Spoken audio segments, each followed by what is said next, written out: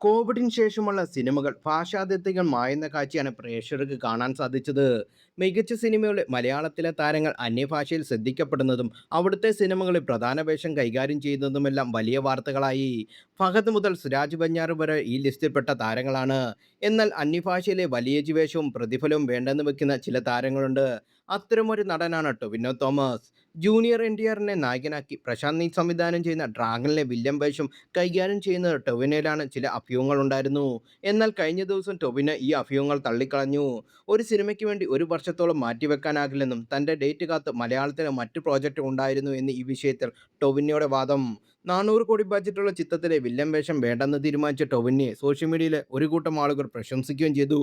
എന്നാൽ ടൊവിനോയെ പ്രശംസിക്കുന്നിടയിൽ ഫഹദിനെ വിമർശിക്കുന്നുണ്ട് മറ്റു ചിലർ. അന്യഭാഷയിലെ പ്രോജക്റ്റുകൾ കാണാൻ മലയാളത്തിലെ സിനിമകൾ അനിശ്ചിതത്വത്തിലായ അവസ്ഥയിലാണ് ഫഹദ് ഇപ്പോൾ.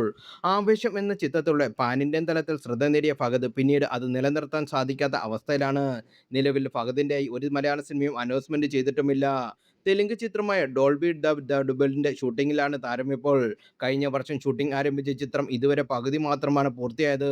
നീണ്ട ഷെഡ്യൂൾ കാരണം ഫഹദിന് മലയാളത്തിൽ മറ്റൊരു ചിത്രവും കമ്മിറ്റ് ചെയ്യാനാകാത്ത അവസ്ഥയാണ്.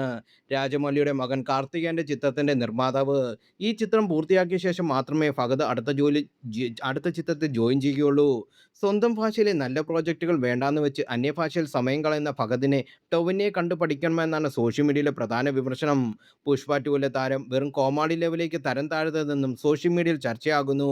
ആവേശത്തിന് ശേഷം ഫഹദിൻ്റെയായി വന്ന കഥാപാത്രങ്ങളൊന്നും ഒരു ഇമ്പാക്റ്റും ഉണ്ടാക്കില്ലെന്ന് ചിലർ ചൂണ്ടിക്കാട്ടിക്കുന്നു. എന്നാൽ ഫഹദും ടൊവിനോയും ചെറുതായി പരാജയപ്പെട്ടതെടുത്ത് ദുൽഖറും പൃഥ്വിയും കത്തിക്കയറുന്നു എന്നാണ് ചിലരുടെ പോസ്റ്റുകൾ.